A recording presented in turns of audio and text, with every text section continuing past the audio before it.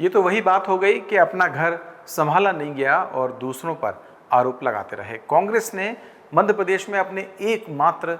राज्यसभा प्रत्याशी की उम्मीदवारी को बचाए रखने के लिए क्या क्या नहीं किया। अपने विधायकों को इकट्ठा किया, एक विशेष विमान की व्यवस्था की, उन्हें भोपाल से बेंगलोर भेजा गया। बावजूद इसके वो अपने प्रत्याशी को राज्यसभा भेजने में कामयाब नहीं हो पाए। हैरानी की बात यह है कि कांग्रेस लगातार ये आरोप लगाती रही कि बीजेपी उनके विधायकों पर डोरे डाल रही है, उनके विधायकों को अपने पाले में कर सकती है, क्रॉस वोटिंग हो सकती है। लेकिन उससे पहले ही जो उनकी राज्यसभा प्रत्याशी हैं मीनाक्षी नटराजन, उनका राज्यसभा का जो नामांकन है वो रद्द हो गया। ये दरअसल एक बहुत बड़ा सवाल है कांग्रेस के कार्यप्रणाली को लेकर और उनके उन नेताओं के ऊपर जो एक राज्यसभा प्रत्याशी के नामांकन की जांच तक नहीं कर सकते। हो सकता है कि कांग्रेस के तमाम नेता इसके लिए भी बीजेपी को जिम्मेवार ठहराएं, लेकिन सवाल यह है कि क्या जब मीनाक्षी नटराजन का नॉमिनेशन फाइल हो रहा था तब उन दस्तावेजों की गहराई से पड़ताल नहीं की गई जितनी की जानी चाहिए थी और जिस आधार पर उनका नामांकन रद्द कर दिया गया। ये बहुत बड़ा जो सवाल है वो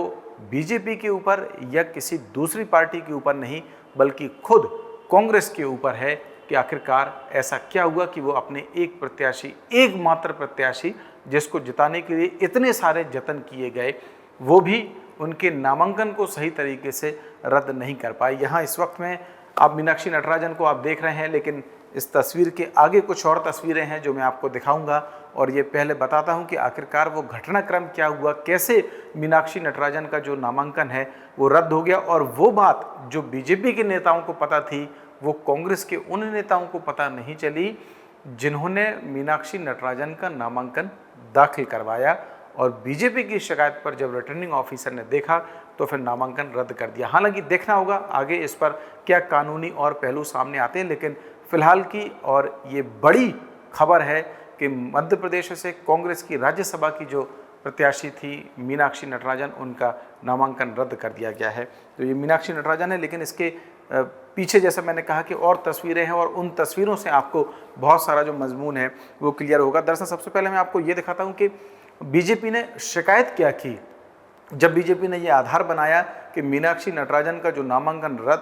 दाखिल हुआ है उसमें कुछ महत्वपूर्ण जो जानकारी है वो छिपाई गई है, लिहाजा रिटर्निंग ऑफिसर उस पर जांच करें और इस नामांकन की दोबारा से इन्हें देखें कि क्या वाकई में ये एक्सेप्ट करने लायक है या नहीं। तो सबसे पहले मैं ये बताता हूँ कि आखिर बीजेपी की ओर से जो शिकायत है वो रिटर्निंग ऑफिसर को क्या की गई थी। ये वही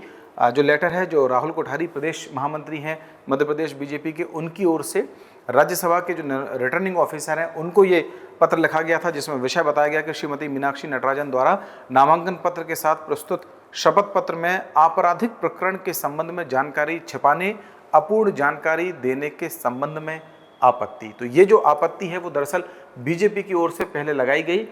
जो रिटर्निंग ऑफिसर है उनके सामने, और ये कहा गया कि मीनाक्षी नटराजन ने उनके खिलाफ में एक जो केस चल रहा है तेलंगाना में उसको छुपाया है और उसकी सही जानकारी अपने नामांकन फॉर्म में नहीं दी है। जबकि लीगल प्रोसेस ये है या कानूनी पहलू ये कहता है कि कोई भी प्रत्याशी वो अगर चुनाव लड़ रहा है तो उसे अपने साथ या अपने खिलाफ में जो भी कानूनी केस हैं उनके खिलाफ उसकी जानकारी शपथ पत्र में देना अनिवार्य होता है। और इसी को बीजेपी ने आधार बनाया। बीजेपी के पास ये पुख्ता जानकारी थी कि मीनाक्षी नटराजन की ओर से जानकारी छुपाई गई है, लिहाजा ये जानकारी वहाँ दी गई। मैं ये मजमून आपको पढ़ के सुना देता हूँ, संभवतः बहुत सारे ऐसे दर्शक होंगे जो हमारे इसको नहीं पढ़ने में आ रहा होगा, मैं उनको पढ़ के सुनाता हूँ। उसमें लिखा गया है कि महोदय, सविनय निवेदन है कि राज्यसभा निर्वाचन 2026 हेतु प्रस्तुत अपने नामांकन पत्र एवं शपथ पत्र यानी फॉर्म 26 में श्रीमती मीनाक्षी नटराजन द्वारा उपलब्ध कराई गई जानकारी के संबंध में गंभीर आपत्ति प्रस्तुत की जाती है। ये तथ्य संज्ञान में आया है कि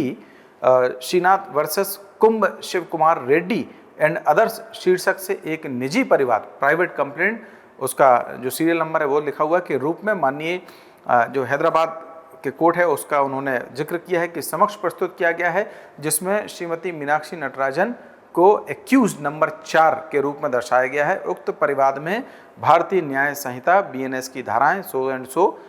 आरोपित की गई हैं। यदि उक्त प्रकरण नामांकन के समय अस्तित्व में था तथा उसके संबंध में शपथ पत्र में अपेक्षित जानकारी का पूर्ण एवं सत्य प्रकटीकरण नहीं किया गया है तो ये मतदाताओं के सूचना प्राप्त करने के अधिकार को प्रभावित करने वाला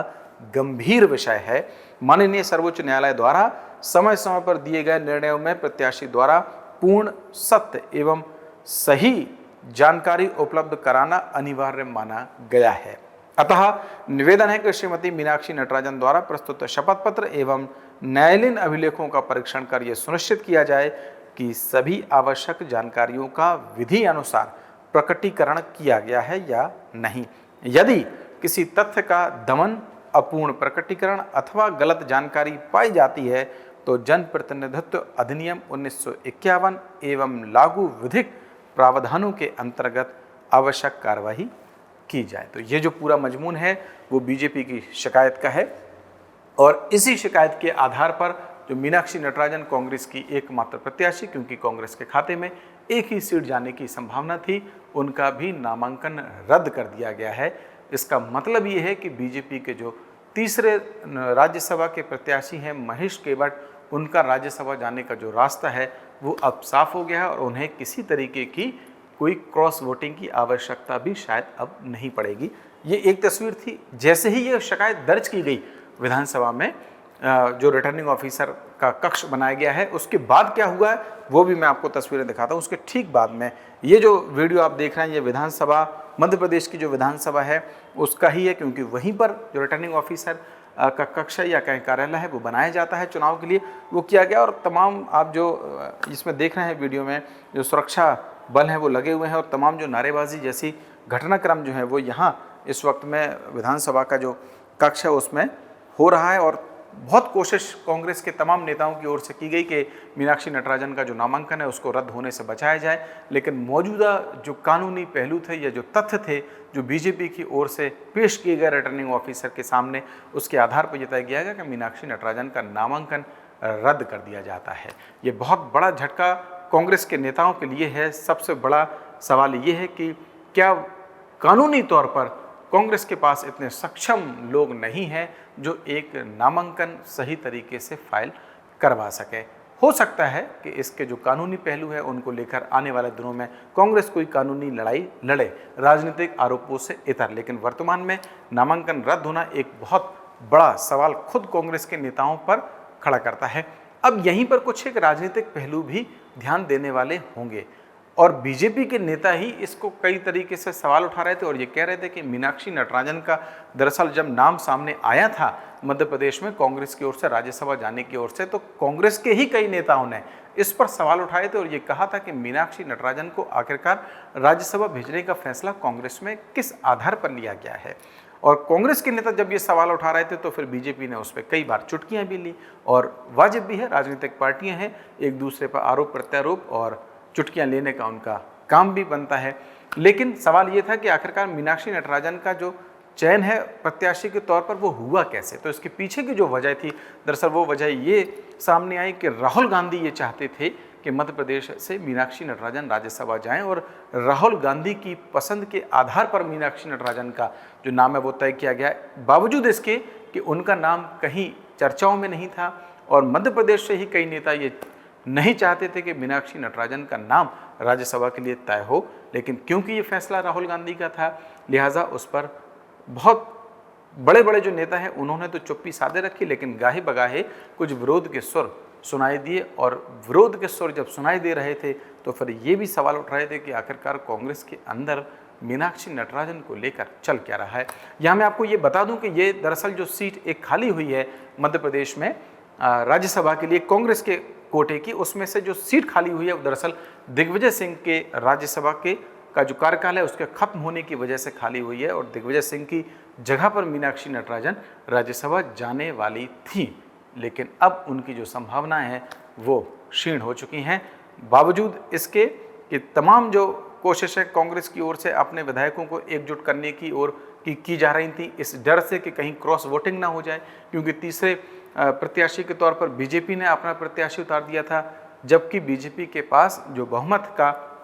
आंकड़ा है वो नहीं था। फिर भी बीजेपी के प्रत्याशी मैदान में थे। लिहाजा राजनीतिक जो रस्साकसी चल रही थी अपने अपने विधायकों को बचाने की कांग्रेस की ओर से, वो एक तरफ चलती रही। आज ही कांग्रेस के जो तमाम विधायक हैं वो एरोप्लेन में बैठ के बेंगलोर गए हैं इस डर से कि वो यहाँ रहेंगे तो उन्हें उनकी खरीद फरोख्त हो सकती थी। 5-5 करोड़ के जो आरोप हैं वो कांग्रेस के बड़े नेताओं की ओर से बीजेपी के नेताओं पर लगाए गए। लेकिन सोचने वाली बात यह है कि तमाम विधायकों के लिए प्लेन की व्यवस्था हो सकती है, उन्हें बेंगलोर ले जाया जा सकता है, उनके रोकने की व्यवस्था हो सकती है, लेकिन जो काम यहाँ पर रहकर कांग्रेस के नेताओं को करना चाहिए था शायद वो नहीं कर पाए और मीनाक्षी नटराजन का जो नामांकन है कानूनी पहलू के आधार पर रद्द कर दिया गया है। आखिरकार इसके राजनीतिक मायने क्या हैं, इसके आने वाले दिनों में समीकरण क्या बनेंगे, इसके सवाल क्या उठेंगे और कांग्रेस के किन नेताओं पर अब तलवार लटक सकती है राजनीतिक आरोपों से इतर, क्योंकि ये प्रबंधन करना